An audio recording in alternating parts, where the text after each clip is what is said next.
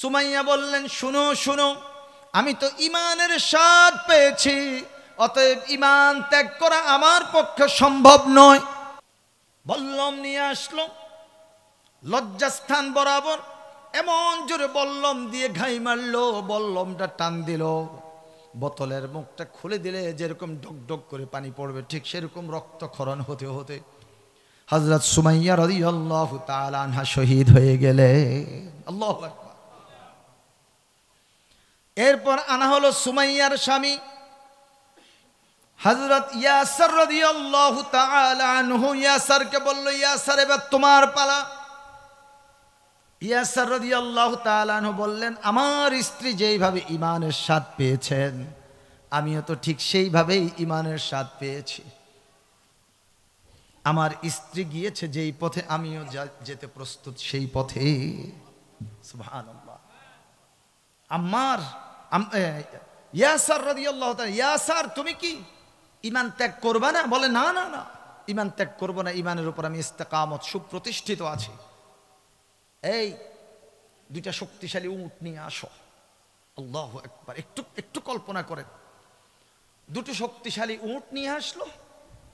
একটা উটের সাথে ইয়াসার রাদিয়াল্লাহু তাআলা আনহু ডান পা বেঁধে দিলেন, আরেকটা উটের সাথে বাম পা বেঁধে দিলেন। দুইটা উট দুই দিকে চালিয়ে দিলেন। উটের গায়ে শক্তি আছে না নাই? দুই উট দুই দিকে চলে গেল, তার শরীরটা ফেটে শরীরের দুই অংশ দুই দিকে চলে গেছে। তারপরও ইয়াসার রাদিয়াল্লাহু তাআলা আনহু ঈমান ত্যাগ করেন নাই। এটাকে বলে ঈমানের স্বাদ।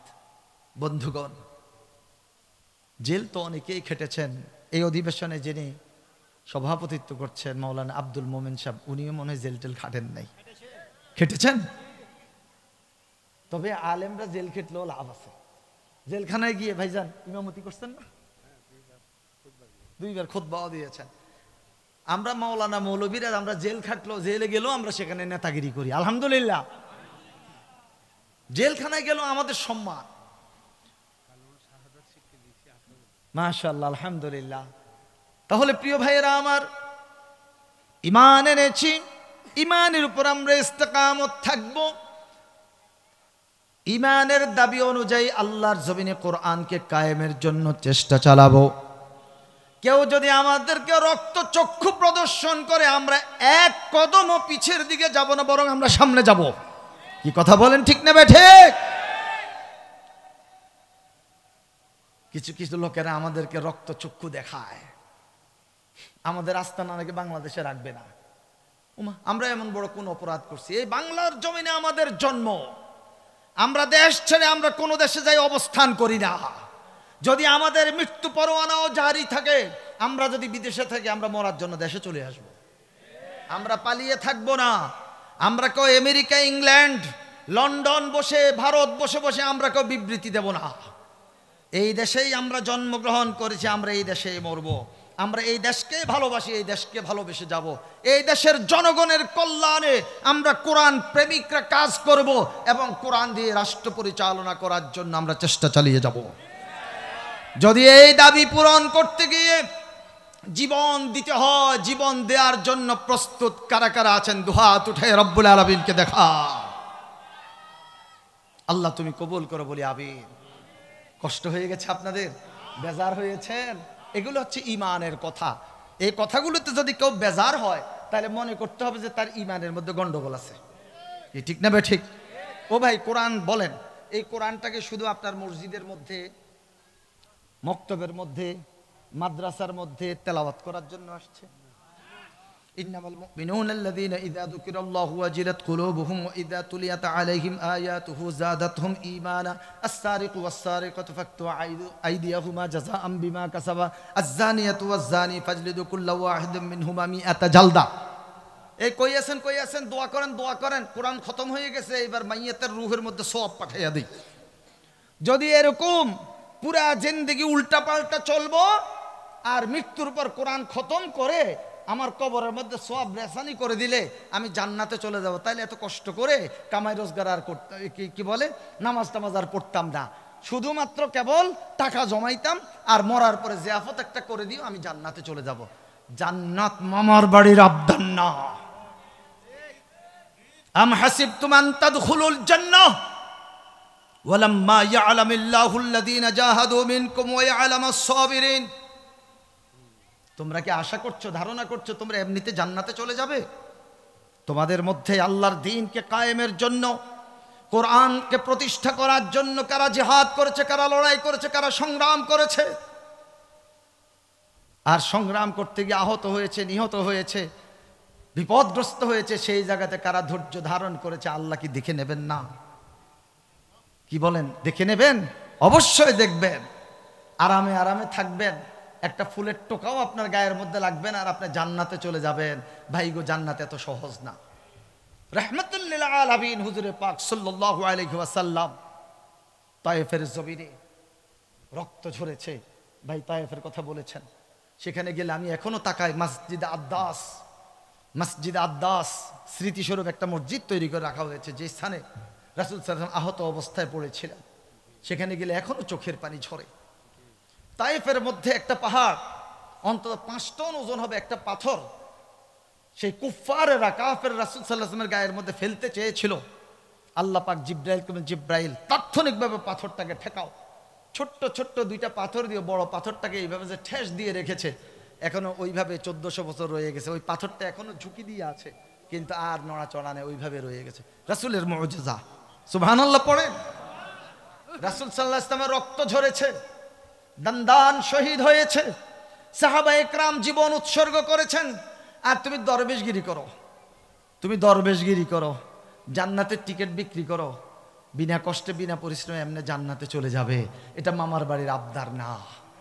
কথা বলেন প্রিয় ভাইয়েরা আমার। ইন্নামাল মুমিনুনা আল্লাযীনা ইযা যুকিরাল্লাহ, ঈমানদার যে, সে ঈমানের পরীক্ষা দিতে হবে। তার সামনে যখন রব্বুল আলামিনের কথা স্মরণ করা হবে, আল্লাহর প্রেমে, আল্লাহর ভালোবাসায়, আল্লাহর ভয়ে তার অন্তরটা কেঁপে উঠবে। তার সামনে যখন কোরআন তেলাওয়াত করা হবে, তার ঈমানটা বেড়ে যাবে। আর ছোট্ট 3টা কথা বলে আজকে শেষ করে দিচ্ছি, কারণ রাত অনেক হয়ে গেছে, আপনাদেরকে সলাতুল ফজর আদায় করতে হবে। আর মুহতারাম মাওলানা আব্দুল মোমেন সাহেবের মাধ্যমে আয়োজক ভাইদেরকে বলবো, ভবিষ্যতের জন্য আপনারা চেষ্টা করবেন মাগরিব থেকে এশা পর্যন্ত একজন, এশার পরে একজন দেন। আল্লামা দেলোয়ার হোসেন সাঈদী রাহিমাহুল্লাহ, ওনার নাম কি শুনেছেন? উনি ওয়াজ করতেন, উনি মাগরিব পড়ে স্টেজে বসতেন, আলোচনা শেষ করে তিনি এইভাবে ঘোষণাটা দিতেন, একটু মনে পড়ে কিনা দেখেন তো। এত বিশাল বড় জামাত আর কখনো কি আপনার নসিব হবে, আপনার কিসমতে জুটবে? অতএব দোয়ার পর বা জামাত মাহফিল প্যান্ডেলে সলাতুল ইশা আদায় করে বিদায় হবেন। মনে পড়ে এরকম কথা বলতেন না? উনি মাগরিব পড়ে বয়ান শুরু করতেন, এশার সলাত স্টেজে আদায় করে তিনি চলে যেতেন। আমার মনে হয় আস্তে আস্তে আমরা সেই দিকে ফিরে যাওয়া দরকার। এত রাত জেগে জেগে কষ্ট করে ওয়াজ দরকার নাই, ঠিক আছে? ঘুমের ক্ষতি করে। ওয়াজআলনা নাওমাকুম সুবাতা, আল্লাহ বলছেন রাত্রি দিয়েছি তোমাকে ঘুমানোর জন্য, ঘুমাও, ভোর রাতে উঠে যাও, সলাতুত তাহাজ্জুদ আদায় করো, আউয়াল ওয়াক্তে সলাতুল ফজর আদায় করো। আমাদের দেশে তো ফজরের নামাজ সূর্য উঠার একটু আগে দিয়ে, ইমাম সাহেব যদি কোনো রকম ভুলটুল করে ফেলে, তাহলে দ্বিতীয়বার সূর্যের উঠার পরে গিয়ে নামাজ আদায় করতে হবে, ওই সুযোগটা আর থাকে না। আর সৌদি আরবে যান, আল্লাহু আকবার, অন্ধকার থাকতেই ফজরের নামাজ শেষ। ফজরের পরেও দেখা যায় যে আরো অন্তত 45 মিনিট সলাত আদায়ের সময় থেকে যায়। আমাদেরকে সেই ট্রেডিশন আস্তে আস্তে পরিবর্তন করা দরকার। যা হোক, যে কথাটুকু বলছিলাম কোরআন নিয়ে এবার কথা, ওয়াইদা তুলিয়াত আলাইহিম আয়াতুহু যাদাতহুম ঈমানা। এই কোরআনটা যারা শুনেছে তারা 3টা ভাগে বিভক্ত হয়েছে। একটু আওয়াজ করেন, কয় ভাগ? এবার আমরা একটু মিলাবো আমরা কোন ভাগের মধ্যে পড়ে। 2টা ভাগ বিপজ্জনক, আরেকটা ভাগ হচ্ছে রহমতের।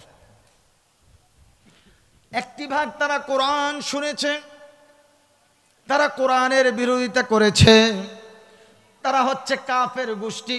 وقال الذين كفروا لا تسمعوا لهذا القرآن والغوا فيه لعلكم تغلبون।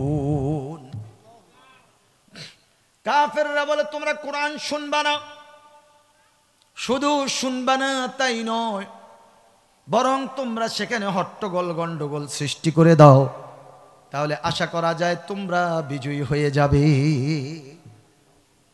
দীর্ঘ 16টি বছর বাংলার জমিনে কোরআনের মাহফিলে বক্তার সামনে থেকে মাইক কেড়ে নিয়ে গেছে, স্টেজ থেকে বক্তাকে গ্রেপ্তার করে কারাগারে নিয়ে গেছে।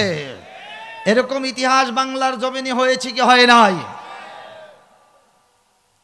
5ই আগস্ট 2024-এর পরে এখনো আবার নতুন করে দেখা যাচ্ছে কেউ ক্ষমতায়ও এখনো আসে নাই, কিন্তু মাহফিলের মধ্যে এসে এখনো মাইক কেড়ে নিয়ে যায়।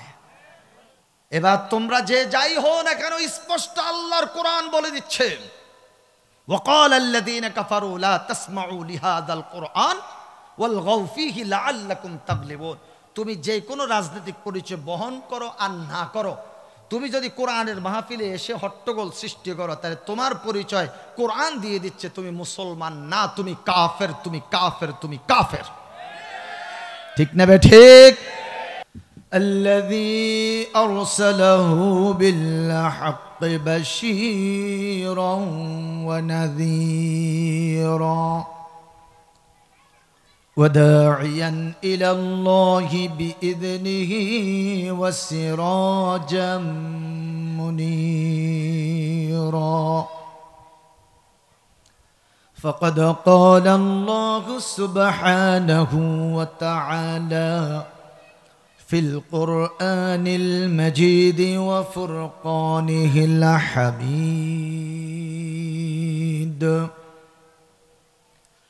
أعوذ بالله من الشيطان الرجيم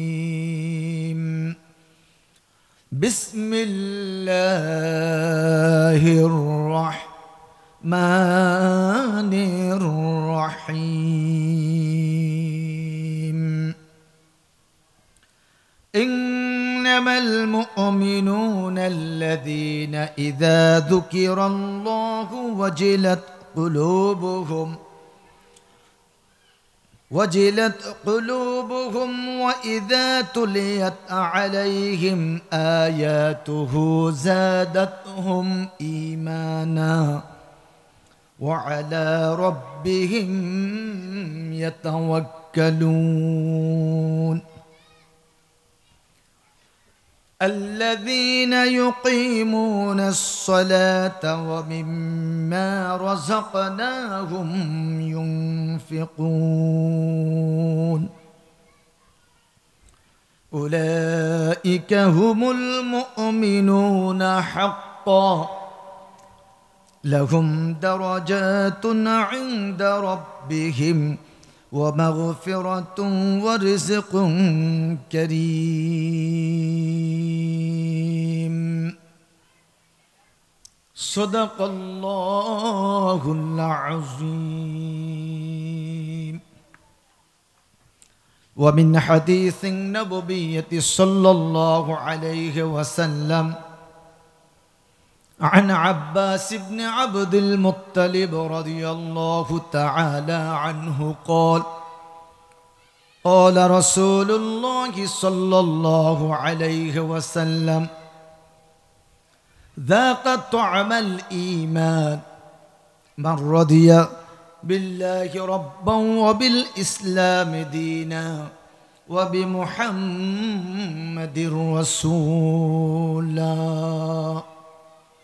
رواه متفق عليه وصدق رسوله النبي الكريم. আমরা সবাই দুরূদ শরীফ পড়ে নেই। আল্লাহুম্মা সাল্লি আলা মুহাম্মাদিন ওয়া আলা আলি মুহাম্মাদ কামা সাল্লাইতা আলা ইব্রাহিম ওয়া আলা আলি ইব্রাহিম ইন্নাকা হামিদুম মাজিদ। اللهم بارك على محمد وعلى آل محمد كما باركت على إبراهيم وعلى آل إبراهيم إنك حميد مجيد. নাবরা জামপুর ভাটোপাড়া যুব সমাজের উদ্যোগে আয়োজিত 2 দিন ব্যাপী তাফসীরুল কোরআন মাহফিলের আজকের প্রথম দিবসের সমাপনী অধিবেশন।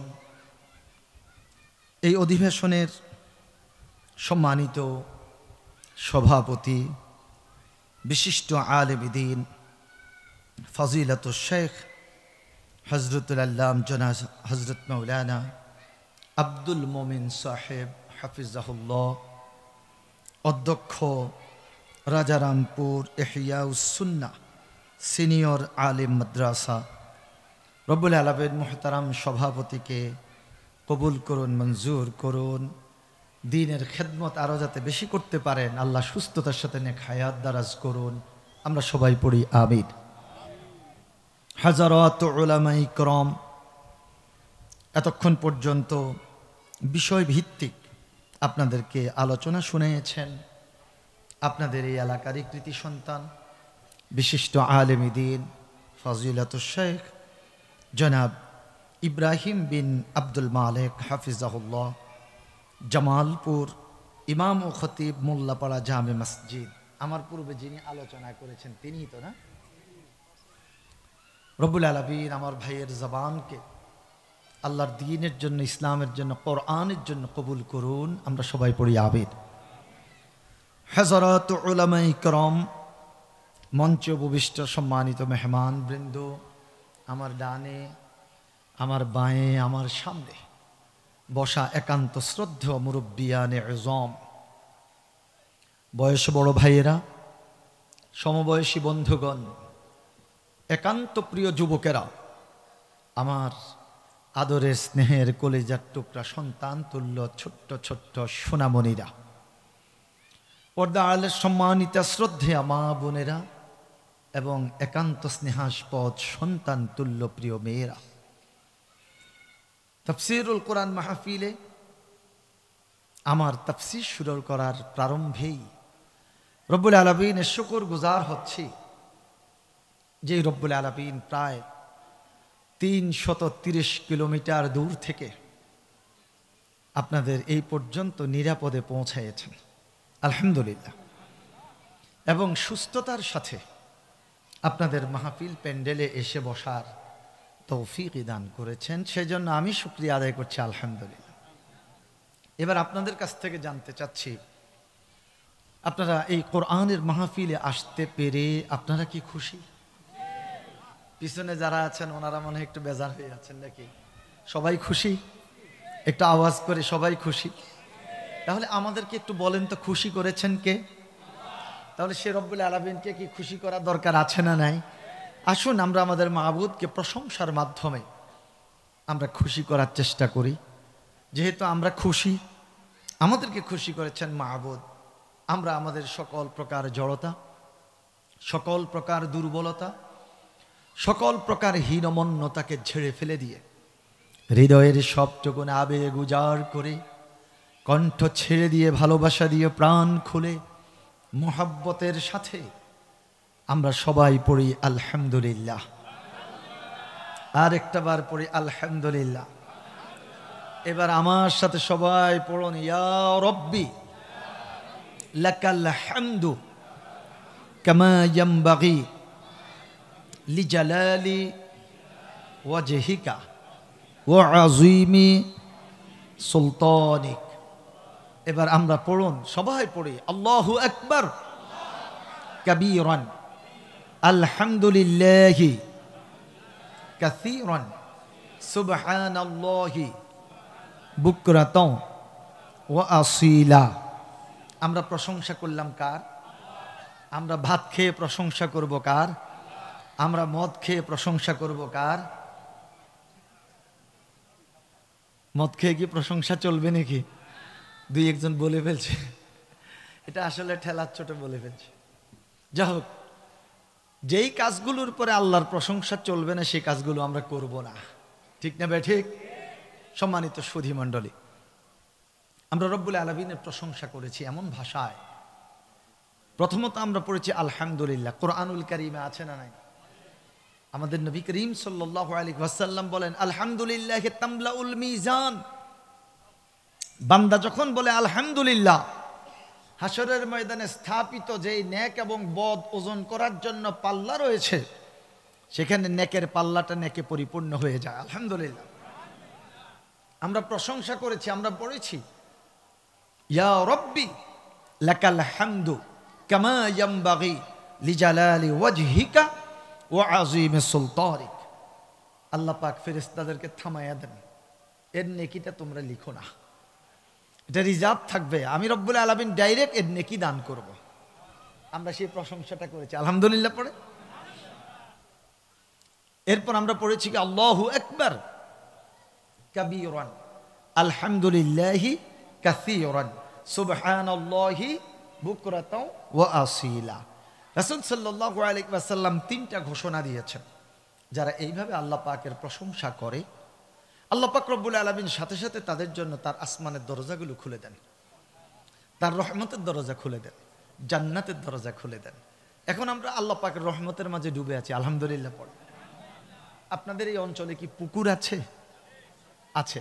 পুকুরে পানির নিচে মাছ ডুবে থাকে। মাছগুলো যেরকম পুকুরের পানির নিচে ডুবে থাকে, আমরা যারা আল্লাহ পাকের প্রশংসা করেছি আমরা রব্বুল আলামিনের রহমতের মাঝে ডুবে আছি আলহামদুলিল্লাহ। কি এখন চলবে না কালকে ঘুম থেকে উঠে একটু প্রাণ খুলে সবাই পড়ি আলহামদুলিল্লাহ। সম্মানিত সুধী মণ্ডলী, খুব দীর্ঘ ভূমিকাতে আমরা যেতে চাচ্ছি না। কি সুন্দর কোরআন। হাদিয়াতু খাদিমুল হারামাইন শরীফাইন মালিক আব্দুল্লাহ ইবনে আব্দুল আজিজ, তিনি এখন দুনিয়াতে নাই, ইন্তেকাল করেছেন। এটা নিশ্চয় কোনো একজন হাজী সাহেব উপহার পেয়েছেন, হাজী সাহেবের বরকতি উপহার। আল্লাহ পাকের নাজিল করা কিতাব মহাগ্রন্থ আল কোরআন, চিনেন তো আপনারা? সবাই চিনেন। এই কোরআনুল কারীমের ৮ নম্বর সূরা, সূরাটি হচ্ছে মাদানী সূরা। এই সূরার মধ্যে মোট আয়াত সংখ্যা রয়েছে ৭৫। কয়টা আয়াত? এই সূরাটার নাম হচ্ছে সূরাতুল আনফাল। আপনারা আমার সাথে যদি একটু কথা বলেন, আমি খুব একটা সুর টুর দিতে জানি না, আর সুর তো অনেকেই দেন, তো আমরা সুর ছাড়া একটু কথা বলার চেষ্টা করি এবং শোনার চেষ্টা করি। আপনারা উঠে চলে যাবেন না তো? আমরা কোরআনের কথা শুনবো ইনশাআল্লাহ। কোরআনের তাফসির কোরআনের আয়াত দিয়ে করব, যেখানে আয়াত পারবো না সেখানে হাদিস দিয়ে তাফসির করব ইনশাআল্লাহ। বানিয়ে বানিয়ে কথা বললে আমরা গুনাহগার হয়ে যাব। রাসূল করিম সাল্লাল্লাহু আলাইহি ওয়াসাল্লাম বলেছেন, যদি কোনো ব্যক্তি অন্যকে হাসানোর জন্য মিথ্যার আশ্রয় নেয় তাহলে সেই ব্যক্তি জাহান্নামী। আমরা সত্য কথা বলবো ইনশাআল্লাহ। কেমন কথা বলবো? সত্য কথা বলবো। মাওলানা আব্দুল মুমিন হাফিজাহুল্লাহ, ওনাকে চিনেন নাকি আপনারা? আপনাদের পরিচিত? উনি ইমাম, উনি কিন্তু জননেতাও। শুধু মসজিদের ইমামতি করেন না, উনি রাজপথেও ইমাম আলহামদুলিল্লাহ পড়ে। উনি এই ৭ নম্বর ওয়ার্ডের নির্বাচিত কাউন্সিলর ছিলেন না? আবার যদি সুযোগ আছে কাম সারাই দিবেন তো ইনশাআল্লাহ। ইনশাআল্লাহ, আল্লাহ কবুল করো বলে আমিন। প্রিয় বন্ধুগণ, কোরআনুল কারীমকে নিয়ে বসেছি। জাতীয় সংসদে আল্লাহ পাকের কালাম কোরআন দিয়ে কথা বলার ব্যবস্থা করতে হবে, ঠিক না ঠিক? যদি এই কাজ থেকে আমরা বিরত থাকি, আল্লাহ পাক রব্বুল আলামিন আমাদের কাউকে ছাড় দেবেন না, কি ঠিক? সেই কোরআন, এই কোরআনটা কি ঠান্ডা না গরম? মাশাআল্লাহ মাশাআল্লাহ, একটু আওয়াজ করেন। আমার বৃদ্ধ বাবারা আওয়াজ করতেছে, যুবকরা ঠান্ডার মধ্যে পড়ে গেছে মনে হয় যেন। এই কোরআন কি গরম না ঠান্ডা? আচ্ছা ঠিক আছে। এই কোরআন এমন গরম, যেই দিকে গিয়েছে সেই জায়গা ঠান্ডা করে দিয়েছে, ঠিক না ভাই? ঠিক। আসুন তাহলে সেই কোরআনুল কারীম নিয়ে বসেছি, আমরা কিছু কথা বলার জন্য চেষ্টা করি। ৮ নম্বর সূরা। আমি আপনাদের সাথে কথা বলবো, আপনারাও আমার সাথে কথা বলবেন। শুরু থেকে শেষ পর্যন্ত যদি বসে থাকেন আপনারা মজা পাবেন, আর একটু মনোযোগী থাকবেন ইনশাআল্লাহ, ঠিক আছে? এখানে এটা কি বলে? পানির বোতল। পানির বোতল। তো বোতল দিয়ে ডকডক করে পানি খাওয়াটা জনগণের সম্মুখে এটা আদবের খেলাফ। পানি খেতে হবে গ্লাসে ঢেলে, এটা হচ্ছে আদব, কি ঠিক আছে? আচ্ছা আসেন, বোতলের মধ্যে পানি আছে, পানি খাবো, এখন গ্লাস নিলাম হাতে, বোতল থেকে পানি ঢালবো, গ্লাসের মুখ বরাবর বোতলের মুখ আনলাম না, গ্লাস এখানে বোতল এখানে, পানি ঢেলে দিলাম, পানিটা কি গ্লাসে পড়বে না বাহিরে পড়বে? বক্তা হলো এই পানি ভর্তি বোতলের মতো, আর শ্রোতা হলো গ্লাসের মতো। গ্লাস এবং বোতলের মুখ, গ্লাস এবং জগের মুখটা যেরকম মুখোমুখি থাকবে, ঠিক বক্তা, আলোচক এবং শ্রোতাদের সম্পর্কটা ঠিক সেরকম থাকবে ইনশাআল্লাহ। আমার মা বোনেরা, আমি শুনতে পেয়েছি আমাদের বাবা এবং ভাইদের প্যান্ডেলে যেই পরিমাণ পুরুষ রয়েছেন, ছেলেরা আছেন, আমাদের মা বোনদের প্যান্ডেলে তার চেয়ে নাকি অনেক গুণ বেশি উপস্থিতি।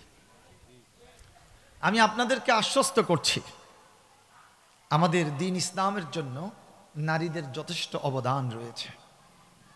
বিবি আসিয়া, ফেরাউনের স্ত্রী, দ্বীনের জন্য, ইসলামের জন্য শহীদ হয়েছেন, ঠিক না ঠিক? আমাদের দ্বীন ইসলাম, নবী মুহাম্মদ রাসূলুল্লাহ সাল্লাল্লাহু আলাইহি ওয়াসাল্লামের উম্মতের মধ্যে সর্বপ্রথম যিনি শাহাদাত বরণ করেছেন তিনি কিন্তু নারী, তার নাম হযরত সুমাইয়া রাদিয়াল্লাহু তাআলা আনহা। কি ঠিক না ঠিক?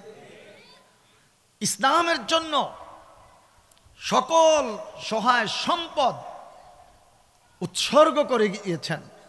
রাসূল সাল্লাল্লাহু আলাইহি ইসলামকে মানসিকভাবে, আর্থিকভাবে যিনি সাপোর্ট দিয়েছেন তিনি ছিলেন একজন নারী, মা খাদিজাতুল কুবরা রাদিয়াল্লাহু তাআলা আনহা। ও আম্মাজান, আমার মায়েরা, আমার মেয়েরা, আমার বোনেরা, আপনারা তো সেই খাদিজা রাদিয়াল্লাহু তাআলা আনহার উত্তরসূরি হওয়া দরকার। তা আমার বিশ্বাস আমাদের পুরুষদের তুলনায় দ্বীনের জন্য এখন নারীদের ভূমিকাটা অনেক বেশি। আল্লাহ পাক আমার মা বোনদের, আমার মেয়েদের খেদমতকে কবুল করেন বলি আমিন। আসুন, সূরাতুল আনফাল, সূরাটার নাম কি বলেছি? আনফাল। সূরাটা কি মাক্কি না মাদানী? মাদানী সূরা। কুরআনুল কারীমের কত নাম্বার সূরা? 8 নাম্বার সূরা। এই সূরার মধ্যে মোট আয়াত সংখ্যা কত? 75। মাশাআল্লাহ, আমার জোয়ান ছাত্রদের তুলনায় আমার দাড়ি পাকা বৃদ্ধ ছাত্ররা অনেক বেশি তৎপর আছে, বোঝা যাচ্ছে। আল্লাহ সকলকে কবুল করো। আর যুবক, তোমরা যারা বসে আছো, 2024-এ তোমরা যে খেলাটা দেখাই দিলা বাংলার জমিতে, এই খেলার কারণে আমরা তো অনেকে বাংলাদেশ থেকে পালিয়েও গিয়েছি। কি যুবক, আওয়াজ করো না কেন? ঠিক না ঠিক? এই যুবকরা যদি তোমরা ঘুমিয়ে যাও তাহলে আমরা বুড়ারা তো আর থাকবোই না। যুবকরা আবার তাদের যৌবনের উদ্দীপনায় সামনে এগিয়ে যেতে হবে। ফ্যাসিস্টকে তাড়িয়েছো, জায়গা শূন্য থাকবে না, সেই শূন্য জায়গার মধ্যে আল্লাহর কালাম কোরআনকে বসাতে হবে। সেই কোরআনকে বসানোর জন্য যুবক, প্রৌঢ়, বৃদ্ধ, নারী, পুরুষ সকলকে ভূমিকা রাখতে হবে। আজকে আলোচনার প্রারম্ভে আমি জাস্ট আপনাদেরকে নিয়ে 3টা তাকবীর দেব। প্রথম তাকবীরটা হবে আমরা যারা বিবাহিত আছি, দ্বিতীয় তাকবীরটা হবে যারা অবিবাহিত। আমরা একটু টেস্ট করব এই অবিবাহিতদেরকে দিয়ে আসলে সামনে আমরা আশা করতে পারি কিনা। তৃতীয় তাকবীরটা বিবাহিত অবিবাহিত সবাই মিলে দেব, যেহেতু আমরা 2টা ভাগ হয়ে যাব, পরে আবার আরেকটা তাকবীরের মাধ্যমে সবাই আমরা এক হয়ে যাব ইনশাআল্লাহ। আমার ভাষা বুঝতে অসুবিধা হচ্ছে না তো? তাহলে রেডি? প্রথম তাকবীর বিবাহিত, ঠিক আছে? অবিবাহিতরা এখন একটু জবানটা বন্ধ রাখবে, তাইলে আমরা কিন্তু ফার্স্ট হয়ে যাব। আবার অবিবাহিতদের জবান বন্ধ, এবার বিবাহিতরা জবান খুলবে। লিল্লাহে তাকবীর। মাশাআল্লাহ, বিবাহিত বয়স্ক মুরব্বীরা ওনার হাতও উঠাই ফেলছে। এবার যুবকদের পালা। এবার বয়স্করা আপনারা একটু নীরব থাকবেন, আপনাদের ছেলে এবং নাতিদেরকে এখন সহযোগিতাটা করেন না, দেখি ওদের অবস্থাটা কেমন। এবার অবিবাহিতদের পালা। লিল্লাহে তাকবীর। বয়স্কদের কণ্ঠ তো ভারী, এই জন্য আওয়াজটা একটু বেশি হয়ে গেছে। ওদের কচি কণ্ঠ, আওয়াজ কম হইলেও ওদের উপস্থিতি বেশি। আমরা আমাদের যুবকদেরকে, ছেলেদেরকে আরেকটা বার সুযোগ দিতে চাই। তোমরা আরেকটা বার একটু আওয়াজ করে আকাশ এবং জমিনকে মুখরিত করে দাও। লিল্লাহে তাকবীর। মাশাআল্লাহ, আশা করছি তোমাদেরকে দিয়ে কিছু একটা হবে ইনশাআল্লাহ। এবার আসুন সবাই মিলে আমরা রব্বুল আলামিনের প্রশংসার জন্য আর একটা তাকবীর দিয়ে সবাই পড়ি। লিল্লাহে তাকবীর। এবার সবাই আমার সাথে পড়ুন, আল্লাহু আকবার কাবীরান আলহামদুলিল্লাহি কাসীরান সুবহানাল্লাহি বুকরাতাও ওয়া আসীলা। আসুন আমরা আমাদের মূল আলোচনায় চলে যাই। আল্লাহ পাক বলছেন, أعوذ بالله من الشيطان الرجيم بسم الله الرحمن الرحيم إنما المؤمنون الذين إذا ذكر الله وجلت قلوبهم وإذا تليت عليهم آياته زادتهم إيمانا وعلى ربهم يتوكلون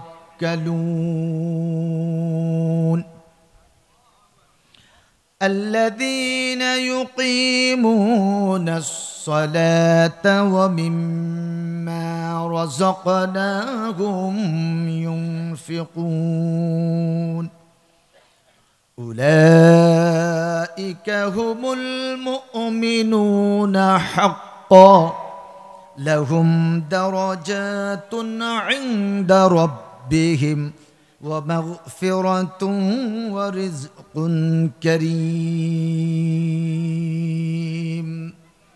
آمنت بالله ইরশাদ হচ্ছে বিতাড়িত অভিশপ্ত মরদুদ শয়তানের ওয়াসওয়াসা থেকে মহান আল্লাহর কাছে পানাহ চাই। পরম করুণাময় দয়ালু মেহেরবান আল্লাহর নামে শুরু করছি। নিশ্চয়ই মোমেন তো তারাই, প্রকৃত মোমেন তো তারাই যাদের সামনে আল্লাহর কথা স্মরণ করা হলে তাদের হৃদয়টা ভীত হয়।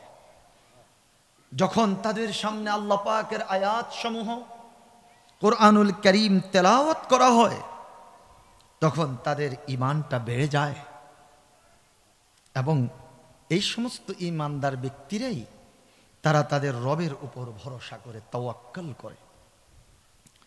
এই সকল ঈমানদার ব্যক্তিরা যারা সালাত কায়েম করে এবং আমি তাদেরকে যে রিজিক দান করেছি সেই রিজিক থেকে তারা ব্যয় করে, এই সমস্ত ব্যক্তিদের সম্পর্কে রব্বুল আলামিন বলছেন তারাই প্রকৃত মুমিন। তাদের জন্য রয়েছে তাদের প্রতিপালকের কাছে সুউচ্চ মর্যাদা, ক্ষমা এবং সম্মানজনক রিজিক। মহান আল্লাহ সত্যই বলেছেন।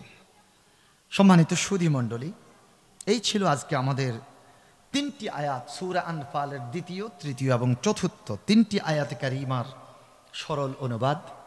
এবার আমরা মূল আলোচনার দিকে চলে যাচ্ছি, তাফসীরের দিকে চলে যাচ্ছি। আপনারা এখন থেকে আমাকে কতক্ষণ সময় দিতে পারবেন? 1 ঘন্টা? 1 ঘন্টা পারবেন? এই সারা রাত কে বলে? বউর কাছে অনুমতি নিয়ে আসছো নাকি? আচ্ছা, সারা রাত আল্লাহ পাক কোরআনুল কারীমে বলেছেন ওয়াজআলনা নাওমাকুম সুবাতা। আল্লাহ ঘুমকে দিয়েছেন ক্লান্তি দূর করার জন্য। আমরা একটা সুন্নতের খেলাফ কাজ করে ফেলি। আমরা নিজেকে অনেকে সুন্নার দাবি করি, আমরা সহিহ সুন্নাহ পালন করি, কিন্তু আমরা যারা এই কথা বলি আমরা বেশি সুন্নার খেলাফ করি। হুজুর কোন জায়গা দিয়ে? ক্বালা রাসূলুল্লাহ সাল্লাল্লাহু আলাইহি ওয়াসাল্লাম লা নাওমা ক্বাবলাল ইশাই ওয়ালা কালামা বা'দাল ইশা। এশার নামাজের আগে কোনো ঘুম নেই, এশার সালাতের পরে কোনো কথা নেই। রাসূল সাল্লাল্লাহু আলাইহি ওয়াসাল্লাম এশার সালাতটা একটু বিলম্ব করে পড়তেন। এশার সালাত আদায় করেছেন, আর কোনো কথা নেই, ঘরে চলে গেছেন। তো খাবার রাসূল সাল্লাল্লাহু আলাইহি ওয়াসাল্লাম সালাতুল মাগরিবের আগে বা পরে রাতে ডিনারটা করে নিয়েছেন। সালাতুল ইশার পর শুধু একটু পানি পান করেছেন, এরপর রাসূল সাল্লাল্লাহু আলাইহি ওয়াসাল্লাম ঘুমিয়ে পড়েছেন। আর রাসূলের এই সুন্নতটাকে ইংরেজরা নকল করেছে। Early to bed and early to rise makes a man healthy wealthy and wise. সকাল সকাল ঘুমিয়ে পড়ো, সকাল সকাল উঠো, তাহলে কি হবে? মানুষ হবে, স্বাস্থ্যবান হবে, জ্ঞানী হবে, এরপর কি হবে? সম্পদশালী হবে। ঠিকই আমরা যদি তাড়াতাড়ি ঘুমাই, তাড়াতাড়ি ঘুম থেকে উঠি, সালাতুল ফজর আদায় করে যদি আমরা ঘুমিয়ে না থাকি, আল্লা তাখাফু ওয়ালা তাহজানু ওয়া আবশিরু বিল জান্নাতিল্লাতী কুনতুম তুআদুন। সুবহানাল্লাহ। ফেরেশতারা বলবে ভয় করো না, চিন্তা করো না, আল্লাহ তাখাফু ওয়ালা তাহজানু ওয়া আবশিরু বিল জান্নাতিল্লাতী কুনতুম তুআদুন, যে জান্নাতের প্রতিশ্রুতি রব্বুল আলামিন তোমাকে দিয়েছেন সেই জান্নাতের সুসংবাদ তুমি গ্রহণ করো। এবার আওয়াজ করুন আমাদের রবকে। সেই ঘোষণার উপর আমরা কি দৃঢ় থাকতে পারবো? আচ্ছা, কোথায় কোথায় এসে যায় ইন্নাল্লাযীনা ক্বালু রাব্বুনা আল্লাহ, নিশ্চয় যারা বললো আমাদের রব আল্লাহ, এরপর বলছে সুম্মাস্তাকামু, এই ঘোষণা দেওয়ার পর যাতে তারা দৃঢ় থাকে। কেন এখানে দৃঢ় থাকে এই কথাটা আসছে? রব আল্লাহ পাককে যদি আমরা রব্বুল আলামিন হিসেবে গ্রহণ করে দিল থেকে আমরা মেনে নেই, রবের রুবুবিয়ত, রবের উলুহিয়ত প্রতিষ্ঠার জন্য, দিন কায়েমের জন্য যদি আমরা চেষ্টা চালাতে যাই, আমাদের উপর হামলা আসবে, মামলা আসবে, আঘাত আসবে, জেল আসবে, জুলুম আসবে, এমনকি নিজের জীবনটাও চলে যেতে পারে, ফাঁসির রশিতে ঝুলাতেও পারে, শুলিতেও উঠাতে পারে। ঠিক না বে ঠিক? সেই অবস্থায়ও সুম্মাস্তাকামু, যারা সুদৃঢ় থাকবে, মজবুত থাকবে, এরাই হচ্ছে প্রকৃতপক্ষে ঈমানদার। সুবহানাল্লাহ পড়েন। ইন্নাল্লাযীনা ক্বালু রাব্বুনাল্লাহ সুম্মাস্তাকামু তাতানাজ্জালু আলাইহিমুল মালায়েকা আল্লা তাখাফু ওয়া লা তাহজানু ওয়া আবশিরু বিল জান্নাতিল্লাতী কুনতুম তুআদুন নাহনু আউলিয়াউকুম ফিল হায়াতিদ দুনিয়া ওয়া ফিল আখিরা। এই ফেরেশতারা বলবে কোনো চিন্তা করো না, দুনিয়াতে তো আমরা তোমাদের বন্ধু ছিলাম, আখিরাতেও আছি। সুবহানাল্লাহ বলতে ইচ্ছে করে না? ওয়ালাকুম ফিহা মা তাশতাহি আনফুসুকুম ওয়ালাকুম ফিহা মা তাদউন নুজুলাম মিন গফুরির রহিম। সুবহানাল্লাহ। তোমরা যা চাইবে জান্নাতে তোমরা তাই পাবে। খাও, পান করো, ফুর্তি করো, মজা করো, কারণ দুনিয়াতে তো তোমরা রব্বুল আলামিনের দেয়া হুদুদ এর মধ্যে ছিলা, সীমা লঙ্ঘন করো নাই। অতএব তোমাদের জন্য আজকে খাওয়া দাওয়া, ফুর্তি এবং তোমাদের জন্য পবিত্র রমণী জান্নাতের মধ্যে হুরের ব্যবস্থা করে রাখা হয়েছে। সুবহানাল্লাহ পড়ে। মন ভালো নাই, মন খারাপ লাগে, একটু নদীর পাড়ে চলে যান। নদী এইদিকে আছে না নাই? মহানন্দা নদী, তাই না? মহানন্দা নদী পদ্মার শাখা, এই পাশেই নাকি আছে মহানন্দা নদী। আপনি মনটা ভালো লাগে না, আপনি নদীর পাড়ে চলে যান, নদীর ঢেউয়ের দিকে তাকান, নদীর স্রোতের দিকে তাকান, কিছুক্ষণ পর দেখবেন যে আপনার মনটা ফ্রেশ হয়ে গেছে। আল্লাহ পাক কত সুকৌশলী, জান্নাতীদের মন যাতে কখনো খারাপ না হয় সেই জন্য রব্বুল আলামিন এক এক জান্নাতীকে 4টা করে নদী দান করবেন। সূরা মুহাম্মাদে আল্লাহ পাক বলে দিয়েছেন কয়টা কয়টা কয়টা নদী? 4টা নদী। একটা হচ্ছে দুধের নদী, আরেকটা হচ্ছে শরাবান তাহুরা, মিষ্টি শরাবের নদী, আরেকটা হলো সুপেয় জল, সুপেয় পানির নদী, আরেকটা হলো মধুর নদী। কয়টা? এই এটা কি এটা কি এটা কি? এটা দুধের নদী। ও আল্লাহ, এই দুধের নদী, এত বড় নদী, এত এই সুন্দর দুধ কে খাবে? কে খাবে? আল্লাহর বান্দা, এটা তুমি খাবা। দাও তো দাও তো, একটু খাই, কেমন লাগে? ডক ডক ডক ডক করে খাওয়া শুরু করবে, বলবে মাশাআল্লাহ মাশাআল্লাহ, খুব ভালো লাগছে, আরো দরকার। রাখ, খেয়েছো তো দুধ, আরো তো আছে, ওই তাকাও, ওইটা কয়টা কি? ওইটা মধুর নদী। কই এত মধু কি খাওয়া যায়? কয় একটু খেয়ে দেখো না। গ্লাসে করে দেবে, টেস্ট গ্রহণ করতেছে। দুনিয়ার মধু আপনি এক গ্লাস খান না, মরণ হবে, শরীর গরম হয়ে যাবে, সেখানে ডক ডক করে মধু খাবে, কে মজাই তো লাগে, আরেকটু দোকান রাখো মিয়া। কই এটা কি? কই এটা শরাবান তাহুরান নদী। দুনিয়াতে তুমি মদ খাও নাই, যেই মদ খেলে পাগলামি হতো, পচা দুর্গন্ধ মদ। আল্লাহ তোমার জন্য শরাবান তাহুরা, পবিত্র শরাব, শরবতের নদী দিয়ে রাখছে, খাও। শরবত 2-4 গ্লাস খাওয়ার পর আরো দোকান না, এবার একটু থামো, দুধ খেয়েছো, মধু খেয়েছো, শরাব খেয়েছো, এবার একটু পানি খাও। ওরে বাবা রে বাবা, দুনিয়াতে তো এত মজার পানি খাই না, দাও দাও আর একটু খাই। পানি খাওয়ার পর বলবে এই পেট তো লোড হয়ে গেছে, এবার কি করি? এবার আলহামদুলিল্লাহ পড়ো, আর একটা ঢেকুর দাও, দেওয়ার পরে পেট খালি। সুবহানাল্লাহ। মন খারাপ, আপনার 4টা নদী আছে, নদীর পাড়ে যান, নদীর বাতাস গায়ের মধ্যে লাগবে, আপনার শান্তি। সুবহানাল্লাহ। লা ইয়ারাউনা ফিহা শামসান ওয়ালা জামহারিরা, জান্নাতের মাঝে আপনি যাবেন, সেখানে আপনাকে সূর্যের তাপ কষ্ট দেবে না, সত্য প্রবাহ কষ্ট দিবে না। সেখানে শুধুমাত্র থাকবে এয়ার কন্ডিশন, শীতাতপ নিয়ন্ত্রিত হিমেল হাওয়া, সেই বাতাসটা মৃদুমন্দ বাতাস, নাসিম আপনার গায়ের মধ্যে লাগবে, শরীরটা শীতল থাকবে। সুবহানাল্লাহ।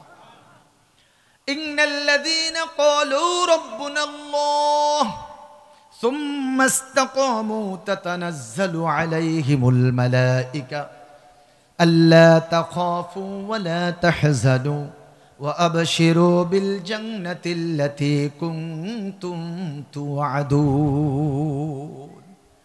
এবার আসুন আমরা যে সবক নিয়ে কথা বলছিলাম, আমরা আমাদের ঈমানের জন্য শিরক এবং কুফর থেকে, বিদআত থেকে আমাদের অন্তরকে পরিষ্কার করতে হবে। কি ঠিক? হুজুর হেলালি সাহেব, শিরক একটা শব্দ, এনা মাত্র, এটার সাথে একটু সম্পর্ক রাখলে কি অসুবিধা আছে? عن جابر بن عبد الله رضي الله تعالى عنه قال قال رسول الله صلى الله عليه وسلم ثنتان موجبتان قال رجل يا رسول الله ما الموجبتان قال رسول الله صلى الله عليه وسلم من مات يشرك بالله شيئا دخل النار ومن مات لا يشرك بالله شيئا دخل الجنة। দুটো জিনিসকে ওয়াজিব করে দেয় বলেছেন আমাদের নবী রাহমাতুল লিল আলামিন হুজুরে পাক সাল্লাল্লাহু আলাইহি ওয়াসাল্লাম। একজন সাহাবী দাঁড়িয়ে গেলেন, ইয়া রাসূলুল্লাহ সাল্লাল্লাহু আলাইহি ওয়াসাল্লাম, সেই দুটো জিনিস কি? রাসূল করিম সাল্লাল্লাহু আলাইহি ওয়াসাল্লাম বলেন, যেই ব্যক্তি মারা গেল শিরক করা অবস্থায়, তার জন্য জাহান্নাম ওয়াজিব হয়ে যাবে। আর যেই ব্যক্তি ইন্তেকাল করলো, মারা গেল শিরক করে না, ঈমানের উপর, তার জন্য জান্নাত ওয়াজিব হয়ে যাবে। রাওয়াহু মুসলিম, মুসলিমের হাদিস। শিরক করা যাবে? শিরক করা যাবে না। শিরক এবং কুফুর থেকে আমাদেরকে বেঁচে থাকতে হবে। সেই শিরকটা কি? আল্লাহ একজন। কয়জন আল্লাহ? একজন। এটা সকলের বিশ্বাস আছে। পবিত্র কুরআনুল কারীমে এমন একটি সূরা আছে, যেই সূরার মধ্যে রবের 5টি পরিচয় দেওয়া আছে। পুরো সূরাটাই আল্লাহর পরিচয়। বলতে পারবেন সেই সূরাটা কি? সূরা ইখলাস। সূরাটার নাম? যারা পারেন, রাসূল সাল্লাল্লাহু আলাইহি ওয়াসাল্লাম সাহাবা ইকরামকে বলেন, ও আমার সাহাবীরা, তোমরা কি কোরআনের 1/3 এক রাতে তেলাওয়াত করতে পারবে? বললি, ইয়া রাসূলুল্লাহ, এটা তো কষ্টসাধ্য। নবী করিম সাল্লাল্লাহু আলাইহি ওয়াসাল্লাম বলে, আমি কি তোমাদেরকে এমন একটি সূরার সংবাদ দেব না, যে এই সূরাটি একটা বার তেলাওয়াত করলে তোমরা কোরআনুল কারীমের 1/3 তেলাওয়াতের সওয়াব পাবে, 2 বার তেলাওয়াত করলে 2/3, আর 3 বার যদি তেলাওয়াত করো পুরা কোরআন তেলাওয়াতের সওয়াব তোমরা পেয়ে যাবে। সেই সূরাটা হচ্ছে সূরা ইখলাস। যারা পারি আমরা একটু পড়ি তো। কোরআন তেলাওয়াত করলে সওয়াব না গুনাহ? সবাই পড়ি। কুল হুয়াল্লাহু আহাদ। আমার আঙ্গুলের দিকে একটু খেয়াল রাখবেন। কুল হুয়াল্লাহু আহাদ আল্লাহুস সামাদ লাম ইয়ালিদ ওয়া লাম ইউলাদ ওয়া লাম ইয়াকুল লাহু কুফুয়ান আহাদ। আঙ্গুল কয়টা দেখালাম? 5টা। কথাও এখানে 5টা। কুল হুয়াল্লাহু আহাদ। ওগো রাসূল, আপনি বলুন আল্লাহ এক। বলেন আল্লাহ কয়জন? আরো জোরে। কুল হুয়াল্লাহু আহাদ আল্লাহুস সামাদ। আল্লাহ কারো মুখাপেক্ষী নন। আল্লাহ কি কারো মুখাপেক্ষী? এখানে পশ্চিম কোন দিকে? এই দিকে। আলহামদুলিল্লাহ, আমার সফর সঙ্গী 3 জন, আমার ড্রাইভার সহ, ওনারা এক একজন পশ্চিমে এক একটা দিকে বলতেছে। আমি আইডিয়া করে বলছি কেবলা এই দিকে, আমারটা রাইট হয়ে গেছে।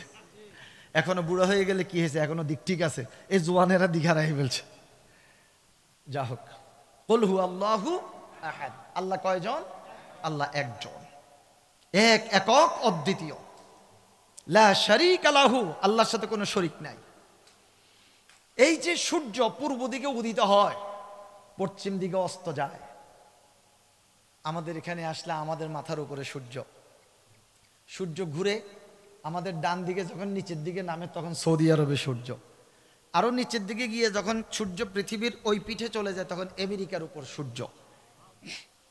আবার সূর্যটা যখন আমেরিকাতে অস্ত গিয়ে আমেরিকার পশ্চিম দিক দিয়ে ডুবে যায় তখন জাপান দিয়ে সূর্যটা উদিত হয়, সেখানে আবার সূর্য উদিত হয়, তখন জাপানের উপরে সূর্য। এই পর্যন্ত আল্লাহ পাক রব্বুল আলামিন এই কথা কি বলেছেন, ও আমার বান্দারা, এই সূর্য পৃথিবী থেকে 13 লক্ষ গুণ বড়। কত লক্ষ গুণ? 13 লক্ষ গুণ বড় এই পৃথিবীর থেকে সূর্য। সূর্যের মধ্যে রয়েছে 70 প্রকার পদার্থ, এর মধ্যে উল্লেখযোগ্য দুইটা, একটা হিলিয়াম আরেকটা হলো হাইড্রোক্সাইড। নিজে নিজে আল্লাহ পাকের পক্ষ থেকে সেখানে হিলিয়াম হাইড্রোক্সাইড 70 প্রকার পদার্থ তৈরি হচ্ছে এবং কমও নয় বেশও নয়, প্রতিদিন একই পরিমাণে সূর্যের মধ্যে এটা প্রজ্বলিত হচ্ছে। সিস্টেমটা কে করে দিয়েছেন? ও ডোনাল্ড ট্রাম্প, সূর্য এখন তোমার আমেরিকার উপর আছে, তুমি তো অত্যন্ত শক্তিধর রাষ্ট্রের অধিপতি, রাষ্ট্রপতি। আমি রব্বুল আলামিন সূর্যটা ধরে রাখতে পারছি না, চালাইতে পারতেছি না, তুমি আমাকে সাহায্য করো। ও জাপানের প্রেসিডেন্ট, তুমি আমাকে সাহায্য করো। ও বাংলাদেশের প্রধান উপদেষ্টা ডক্টর ইউনূস, তুমি আমাকে সাহায্য করো। ও ভারতের প্রধানমন্ত্রী, তুমি আমাকে সাহায্য করো, সূর্যটা যাতে ঠিকঠাক মতো তার কক্ষপথে পরিভ্রমণ করাতে পারি, পরিচালিত করতে পারি। আল্লাহ কি সাহায্য চেয়েছে? কুল হুয়াল্লাহু আহাদ আল্লাহুস সামাদ। আল্লাহ কারো মুখাপেক্ষী নন। ইন্নামা আমরুহু ইযা আরাদা শাইআন আন ইয়াকুলা লাহু কুন ফায়াকুন। এরপরে যশোরের জামতলার রসগোল্লা, এক এক মিষ্টির এক এক রকম টেস্ট, আছে না নাই? ইমানেরও স্বাদ আছে না নাই? আছে। যাকা তুআমাল ঈমান, সেই তো ইমানের স্বাদ পেল যেই ব্যক্তি দিল থেকে অন্তর থেকে ভালোবাসা দিয়ে বলল আমার রব আল্লাহ, আমার দিন ইসলাম, আর আমার নবী মুহাম্মাদুর রাসূলুল্লাহ সাল্লাল্লাহু আলাইহি ওয়াসাল্লাম। মোট 3টি ঘোষণা। একটা আওয়াজ করে বলেন তো, আমাদের রবকে। দ্বিতীয় নাম্বার, আমাদের দিন কি? আমাদের নবী মুহাম্মাদুর রাসূলুল্লাহ সাল্লাল্লাহু আলাইহি ওয়াসাল্লাম। যে ব্যক্তি সন্তুষ্ট মনে সন্তুষ্ট চিত্তে এই 3টা ঘোষণা দিল, সে ইমানের স্বাদ পেল। সুমাইয়া বললেন, শুনো শুনো, আমি তো ইমানের স্বাদ পেয়েছি, অতএব ইমান ত্যাগ করা আমার পক্ষে সম্ভব নয়। ইমান ত্যাগ করবা না? বলে না, করব না। তাহলে তোমাকে মজা খেতে হবে। কি মজা? মেরে ফেলবো, মারো। বল্লম নিয়ে আসলো, লজ্জাস্থান বরাবর এমন জোরে বল্লম দিয়ে ঘাই মারলো, বল্লমটা টান দিল, বোতলের মুখটা খুলে দিলে যেরকম ডক ডক করে পানি পড়বে, ঠিক সেরকম রক্তক্ষরণ হতে হতে হযরত সুমাইয়া রাদিয়াল্লাহু তাআলা আনহা শহীদ হয়ে গেলে। আল্লাহু আকবার। এরপর আনা হলো সুমাইয়ার স্বামী হযরত ইয়াসার রাদিয়াল্লাহু তাআলা আনহু। ইয়াসারকে বলল, ইয়াসার এবার তোমার পালা। ইয়াসার রাদিয়াল্লাহু তাআলা আনহু বললেন, আমার স্ত্রী যেইভাবে ঈমানের স্বাদ পেয়েছেন, আমিও তো ঠিক সেইভাবেই ঈমানের স্বাদ পেয়েছি। আমার স্ত্রী গিয়েছে যেই পথে, আমিও যেতে প্রস্তুত সেই পথে। সুবহানাল্লাহ। আমার ইয়াসার রাদিয়াল্লাহু তাআলা, ইয়াসার তুমি কি ঈমান ত্যাগ করবা না? বলে না না না, ঈমান ত্যাগ করব না, ঈমানের উপর আমি ইস্তেকামত, সুপ্রতিষ্ঠিত আছি। এই 2টা শক্তিশালী উট নিয়ে আসো। আল্লাহু আকবার। একটু একটু কল্পনা করেন, 2টো শক্তিশালী উট নিয়ে আসলো। একটা উটের সাথে ইয়াসার রাদিয়াল্লাহু তাআলা আনহু ডান পা বেঁধে দিলেন, আরেকটা উটের সাথে বাম পা বেঁধে দিলেন। 2টা উট 2 দিকে চালিয়ে দিলেন। উটের গায়ে শক্তি আছে না নাই? 2 উট 2 দিকে চলে গেল, তার শরীরটা ফেটে শরীরের 2 অংশ 2 দিকে চলে গেছে। তারপরও ইয়াসার রাদিয়াল্লাহু তাআলা আনহু ঈমান ত্যাগ করেন নাই। এটাকে বলে ঈমানের স্বাদ। বন্ধুগণ, জেল তো অনেকেই খেটেছেন। এই অধিবেশনে যিনি সভাপতিত্ব করছেন মাওলানা আব্দুল মোমেন সাহেব, উনিও মনে হয় জেল টেল খাটেন নাই। খেটেছেন? তবে আলেমরা জেল খেটলেও লাভ আছে। জেলখানায় গিয়ে ভাইজান ইমামতি করছেন না? 2 বার খুতবাও দিয়েছেন। আমরা মাওলানা মৌলবীরা আমরা জেল খাটলো, জেলে গেলেও আমরা সেখানে নেতাগিরি করি, আলহামদুলিল্লাহ। জেলখানায় গেলেও আমাদের সম্মান, মাশাআল্লাহ, আলহামদুলিল্লাহ। তাহলে প্রিয় ভাইয়েরা আমার, ঈমান এনেছি, ঈমানের উপর আমরা ইস্তেকামত থাকব। ঈমানের দাবি অনুযায়ী আল্লাহর জমিনে কোরআনকে কায়েমের জন্য চেষ্টা চালাবো। কেউ যদি আমাদেরকে রক্ত চক্ষু প্রদর্শন করে, আমরা এক কদমও পিছের দিকে যাব না, বরং আমরা সামনে যাব। কি কথা বলেন, ঠিক না ঠিক?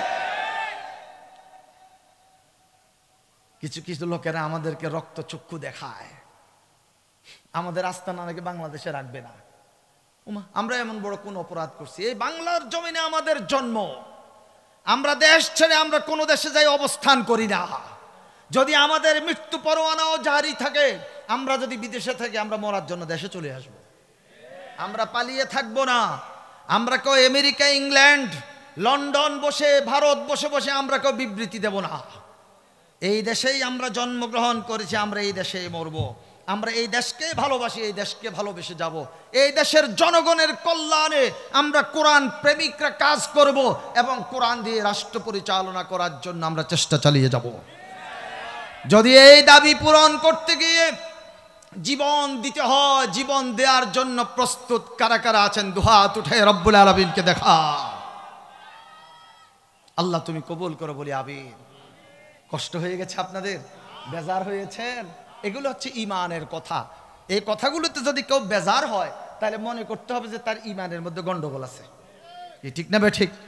ও ভাই, কোরআন বলেন, এই কোরআনটাকে শুধু আপনার মসজিদের মধ্যে, মক্তবের মধ্যে, মাদ্রাসার মধ্যে তেলাওয়াত করার জন্য আসছে? ইন্নামাল মুমিনুনা আল্লাযীনা ইযা যুকিরাল্লাহু ওয়াজিলাত কুলুবুহুম ওয়া ইযা তুলিয়াত আলাইহিম আয়াতুহু যাদাতহুম ঈমানা আস-সারিকু ওয়াস-সারিকাতু ফাকতু আইদিয়াহুমা জাযাআম বিমা কাসাবা আয-যানিয়াতু ওয়াজ-যানি ফাজলিদু কুল্লা ওয়াহিদিম মিনহুমা মিআতা জালদা।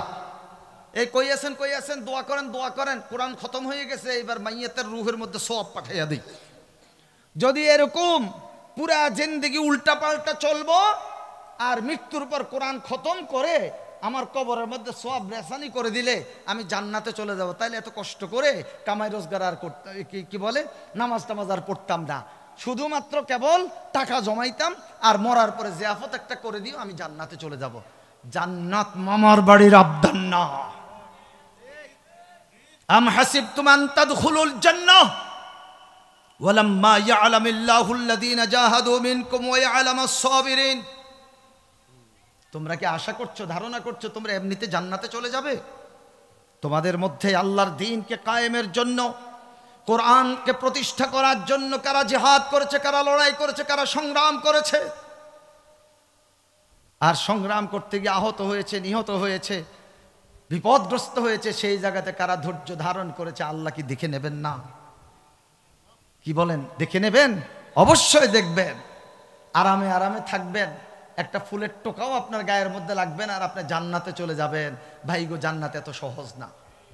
রাহমাতুল লিল আলামিন হুজুরে পাক সাল্লাল্লাহু আলাইহি ওয়াসাল্লাম তায়েফের জমিনে রক্ত ঝরেছে, ভাই তায়েফের কথা বলেছেন। সেখানে গেলে আমি এখনো তাকাই, মসজিদে আদ্দাস স্মৃতিস্বরূপ একটা মসজিদ তৈরি করে রাখা হয়েছে, যে স্থানে রাসূল সাল্লাল্লাহু আলাইহি ওয়াসাল্লাম আহত অবস্থায় পড়েছিলেন। সেখানে গেলে এখনো চোখের পানি ঝরে। তায়েফের মধ্যে একটা পাহাড়, অন্তত 5 টন ওজন হবে একটা পাথর, সেই কুফফারেরা, কাফের রাসূল সাল্লাল্লাহু আলাইহি ওয়াসাল্লামের গায়ের মধ্যে ফেলতে চেয়েছিল। আল্লাহ পাক জিব্রাইল তাৎক্ষণিকভাবে পাথরটাকে ঠেকাও। ছোট্ট ছোট্ট 2টা পাথর দিয়ে বড় পাথরটাকে এইভাবে যে ঠেস দিয়ে রেখেছে, এখনো ওইভাবে 1400 বছর রয়ে গেছে। ওই পাথরটা এখনো ঝুঁকি দিয়ে আছে, কিন্তু আর নড়াচড়া নেই, ওইভাবে রয়ে গেছে। রাসূলের মুজিজা, সুবহানাল্লাহ পড়েন। রাসূল সাল্লাল্লাহু আলাইহি ওয়াসাল্লামের রক্ত ঝরেছে, দান শহীদ হয়েছে, সাহাবা একরাম জীবন উৎসর্গ করেছেন, আর তুমি দরবেশগিরি করো, জান্নাতের টিকিট বিক্রি করো, বিনা কষ্টে বিনা পরিশ্রমে এমনি জান্নাতে চলে যাবে। এটা মামার বাড়ির আবদার না। কথা বলেন প্রিয় ভাইয়েরা আমার। ইন্নামাল মুমিনুনা আল্লাযীনা ইযা যুকিরাল্লাহ, ইমানদার যে সে ইমানের পরীক্ষা দিতে হবে। তার সামনে যখন রব্বুল আলামিনের কথা স্মরণ করা হবে, আল্লাহর প্রেমে, আল্লাহর ভালোবাসায়, আল্লাহর ভয়ে তার অন্তরটা কেঁপে উঠবে। তার সামনে যখন কোরআন তেলাওয়াত করা হবে, তার ঈমানটা বেড়ে যাবে। আর ছোট্ট 3টা কথা বলে আজকে শেষ করে দিচ্ছি, কারণ রাত অনেক হয়ে গেছে, আপনাদেরকে সলাতুল ফজর আদায় করতে হবে। আর মুহতারাম মাওলানা আব্দুল মোমেন সাহেবের মাধ্যমে আয়োজক ভাইদেরকে বলবো, ভবিষ্যতের জন্য আপনারা চেষ্টা করবেন মাগরিব থেকে এশা পর্যন্ত একজন, এশার পরে একজন দেন। আল্লামা দেলোয়ার হোসেন সাঈদী রাহিমাহুল্লাহ, ওনার নাম কি শুনেছেন? উনি ওয়াজ করতেন, উনি মাগরিব পড়ে স্টেজে বসতেন, আলোচনা শেষ করে তিনি এইভাবে ঘোষণাটা দিতেন, একটু মনে পড়ে কিনা দেখেন তো। এত বিশাল বড় জামাত আর কখনো কি আপনার নসিব হবে, আপনার কিসমতে জুটবে? অতএব দোয়ার পর বা জামাত মাহফিল প্যান্ডেলে সলাতুল ইশা আদায় করে বিদায় হবেন। মনে পড়ে এরকম কথা বলতেন না? উনি মাগরিব পড়ে বয়ান শুরু করতেন, এশার সলাত স্টেজে আদায় করে তিনি চলে যেতেন। আমার মনে হয় আস্তে আস্তে আমরা সেই দিকে ফিরে যাওয়া দরকার। এত রাত জেগে জেগে কষ্ট করে ওয়াজ দরকার নাই, ঠিক আছে? ঘুমের ক্ষতি করে। ওয়াজআলনা নাওমাকুম সুবাতা, আল্লাহ বলছেন রাত্রি দিয়েছি তোমাকে ঘুমানোর জন্য, ঘুমাও, ভোর রাতে উঠে যাও, সলাতুত তাহাজ্জুদ আদায় করো, আউয়াল ওয়াক্তে সলাতুল ফজর আদায় করো। আমাদের দেশে তো ফজরের নামাজ সূর্য উঠার একটু আগে দিয়ে, ইমাম সাহেব যদি কোনো রকম ভুলটুল করে ফেলে তাহলে দ্বিতীয়বার সূর্যের উঠার পরে গিয়ে নামাজ আদায় করতে হবে, ওই সুযোগটা আর থাকে না। আর সৌদি আরবে যান, আল্লাহু আকবার, অন্ধকার থাকতেই ফজরের নামাজ শেষ। ফজরের পরেও দেখা যায় যে আরো অন্তত 45 মিনিট সলাত আদায়ের সময় থেকে যায়। আমাদেরকে সেই ট্রেডিশন আস্তে আস্তে পরিবর্তন করা দরকার। যা হোক, যে কথাটুকু বলছিলাম কোরআন নিয়ে এবার কথা, ওয়াইদা তুলিয়াত আলাইহিম আয়াতুহু যাদাতহুম ঈমানা। এই কোরআনটা যারা শুনেছে তারা 3টা ভাগে বিভক্ত হয়েছে। একটু আওয়াজ করেন, কয় ভাগ? এবার আমরা একটু মিলাবো আমরা কোন ভাগের মধ্যে পড়ে। 2টা ভাগ বিপজ্জনক, আর একটা ভাগ হচ্ছে রহমতের। একটি ভাগ তারা কোরআন শুনেছে, তারা কোরআনের বিরোধিতা করেছে, তারা হচ্ছে কাফের গোষ্ঠী। وقال الذين كفروا لا تسمعوا لهذا القرآن والغوا فيه لعلكم تغلبون। কাফেররা বলে তোমরা কোরআন শুনবা না, শুধু শুনবা না তাই নয়, বরং তোমরা সেখানে হট্টগোল গন্ডগোল সৃষ্টি করে দাও, তাহলে আশা করা যায় তোমরা বিজয়ী হয়ে যাবে। দীর্ঘ 16টি বছর বাংলার জমিনে কোরআনের মাহফিলে বক্তার সামনে থেকে মাইক কেড়ে নিয়ে গেছে, স্টেজ থেকে বক্তাকে গ্রেপ্তার করে কারাগারে নিয়ে গেছে। এরকম ইতিহাস বাংলার জমিনে হয়েছে কি হয় নাই? 5ই আগস্ট 2024-এর পরে এখনো আবার নতুন করে দেখা যাচ্ছে কেউ ক্ষমতায়ও এখনো আসে নাই, কিন্তু মাহফিলের মধ্যে এসে এখনো মাইক কেড়ে নিয়ে যায়। এবার তোমরা যে যাই হও না কেন, স্পষ্ট আল্লাহর কোরআন বলে দিচ্ছে, وقال الذين كفروا لا تسمعوا لهذا القرآن والغوا فيه لعلكم تغلبون। তুমি যে কোনো রাজনৈতিক পরিচয় বহন করো আর না করো, তুমি যদি কোরআনের মাহফিলে এসে হট্টগোল সৃষ্টি করো, তাহলে তোমার পরিচয় কোরআন দিয়ে দিচ্ছে তুমি মুসলমান না, তুমি কাফের, তুমি কাফের, তুমি কাফের। ঠিক নেবে? ঠিক। বিসমিল্লাহটা পর্যন্ত শুদ্ধ করে পড়তে পারে না, এরকম আছে না নাই? নামাজ পড়ে কি পড়ে না জানি না, এটা তাদের বক্তৃতার একটা লাইন বানায় নিয়েছে, বিসমিল্লাহির রহমানির রহিম। ওমা, এরপরে যত রকম মিথ্যা কথা আছে বানাই বানাই বলা শুরু করতে। ঠিক নেবে? ঠিক। আমার বন্ধুগণ, তাহলে আজকের এই কোরআনের আয়াতকে সামনে রেখে বলতে চাই, ওয়াকালাল্লাযীনা কাফারু লা তাসমাউ লিহাযাল কুরআন ওয়ালগাউ ফীহি লাআল্লাকুম তাগলিবুন। যারা বলবে কোরআনের কথা শুনবা না, কোরআনের মাহফিলে গন্ডগোল সৃষ্টি করে, হট্টগোল সৃষ্টি করে, এরা কি মুসলমান না কাফের? কথা কি আমি বলছি না আল্লাহ বলছে? তাহলে এই শ্রেণীর অন্তর্ভুক্ত আমরা কে কে হতে চাই? একটু হাত উঠে দেখাবেন নাকি? মাশাআল্লাহ, একজনও হাত উঠায় নাই। দ্বিতীয় শ্রেণী, ওয়াইদা কিলা লাহুম তাআলাউ ইলা মা আনজালাল্লাহু ওয়া ইলার রাসূল রাআইতাল মুনাফিকিনা ইয়াসুদ্দুনা আনকা সুদুদা। যখন তাদেরকে বলা হয় ওয়াইদা কিলা লাহুম তাআলাউ, সৌদি আরবে গেলে তাল সদিক, তাল মানে আসো। ওয়াইদা কিলা লাহুম, যখন তাদেরকে আহ্বান করা হয়, বলা হয় তাআলাউ আসো, কোন দিকে আসবে? ইলা মা আনজালাল্লাহ, আল্লাহ পাক যা নাজিল করেছেন। বলেন আল্লাহ নাজিল করেছেন কি?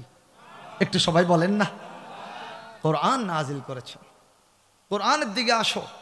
আর কোন দিকে আসবো? ইলা রসুল, রাসূলের পথে আসো, রাসূলের দেখানো প্রদর্শিত পথে আসো।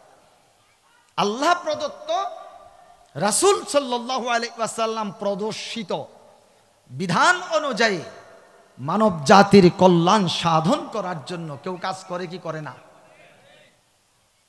ছাত্রদের একটা শ্রেণী কাজ করে যাচ্ছে ছাত্রদের মাঝে। যে সকল ছাত্ররা ইয়াবা আসক্ত হচ্ছে, তাদেরই বন্ধু বান্ধব তারা নামাজি, ওরা তাদেরকে ইয়াবা থেকে ফিরিয়ে নিয়ে আসছে। আজকে ওই ছেলেদেরকে খারাপ বলা হয়, আর যারা ইয়াবা যোগান দেয় এরা হলো সোনার ছেলে, টাউটার বাটপারের গোষ্ঠী কোথাকার। কথা বলেন। যেই সমস্ত ছেলেরা জেনা করার সুযোগ রয়েছে, ইফটিজিং এর সুযোগ রয়েছে, মদ পান করার সুযোগ রয়েছে, ইয়াবা সেবনের সুযোগ রয়েছে, তারপরও তারা সেদিকে না গিয়ে তারা মসজিদে যাচ্ছে, অন্য ছেলেদেরকে কোরআনের পথে আহ্বান করছে, এই সমস্ত ছেলেদেরকে সার্বিকভাবে সহযোগিতা করা দরকার আছে না নাই? বাংলাদেশের শিক্ষিত ছাত্র জনতা এবার খেলা দেখাইয়া দিছে, আলহামদুলিল্লাহ পড়েন। ডাকসু, জাকসু, রাকসু, আর হইল আপনাদের রাকসু দেখাই দিয়েছে। ডাকসু ঢাকা বিশ্ববিদ্যালয়, এরপরে হলো চাকসু চট্টগ্রাম, জাকসু জাহাঙ্গীরনগর, রাকসু আপনাদের রাজশাহী বিশ্ববিদ্যালয়। ছাত্ররা বিপুল ভোটে, মেয়েরা ছেলেরা নামাজি ছেলেদেরকে পাশ করা দিয়েছে, আলহামদুলিল্লাহ পড়েন। ও বাংলার জনগণ দেখুন, এখানে কোনো মূর্খ নয়। ইউনিভার্সিটিতে যারা ভর্তি হয় তারা ভর্তি পরীক্ষা দিয়ে, তারা 6 মাস কোচিং করে, পড়াশোনা করে, ভালো রেজাল্ট করে, এরপরে গিয়ে প্রতিযোগিতা করে ভর্তি হয়। সব ছাত্র মেধাবী ছাত্রদের প্রতিযোগিতা, এর মধ্যেও সবাই তো টিকে না। ক্রিম ক্রিম মেধাবী ছাত্ররা বুঝতে পেরেছে যারা ইসলামের পথে চলে তাদের কাছে ছাত্র সমাজ নিরাপদ থাকবে। 4টা বিশ্ববিদ্যালয়ের সংসদ নির্বাচন, ছাত্র সংসদ নির্বাচন হয়েছে। সেই নির্বাচনের পর ছাত্ররা ছাত্রদের কল্যাণে কাজ করে যাচ্ছে। একটা চুল ছাড়াবে, সাংবাদিকদেরকে বলছে আমরা ক্যাম্পাসের মধ্যে খুব নিরাপদে আছি, আমরা ইসলাম প্রিয় ছেলেদেরকে ভোট দিয়ে আমরা প্রাউড ফিল করছি, আলহামদুলিল্লাহ পড়েন। অতএব বাংলার জনগণ, বিশ্ববিদ্যালয়গুলো যেরকম ইসলাম প্রিয় ছাত্রদের কাছে নিরাপদ, যারা কোরআন দিয়ে আল্লাহর জমিনে রাষ্ট্র পরিচালনা করতে চায়, আল্লাহর আইন সৎ লোকের শাসন প্রতিষ্ঠা করতে চায়, আপনারা একটাবার বাংলার মসজিদে তাদেরকে বসান। তরুণদেরকে বলবো, তোমরা জীবনের প্রথম ভোটটা আল্লাহর কোরআনের পক্ষে দাও, আল্লাহর কোরআনের পক্ষে দাও, আল্লাহর কোরআনের পক্ষে দাও। ঘরে বসে থেকো না, ঘরে বসে থেকে দাও।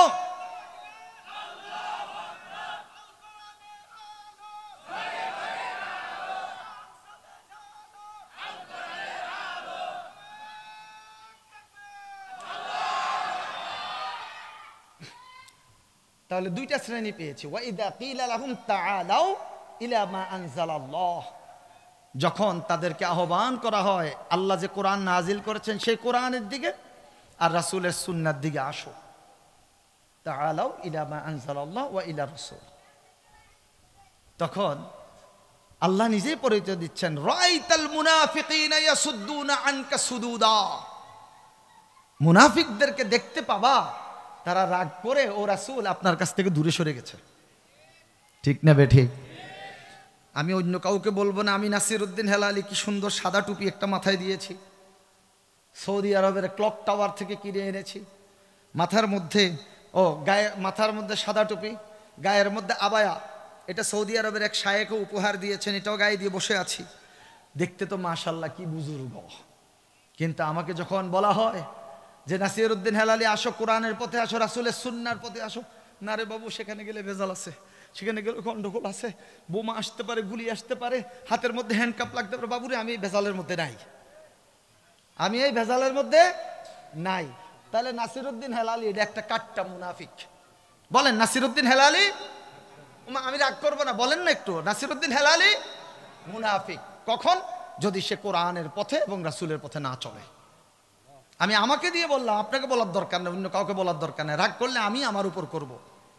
আমি যদি কোরআনের পথে না চলি, কোরআনের পথে না আসি, রাসূলের সুন্নাহর পথে না চলে, রাসূলের সুন্নাহর পথে না আসি, তাহলে আমি নাসিরউদ্দিন হেলালি মুনাফিক।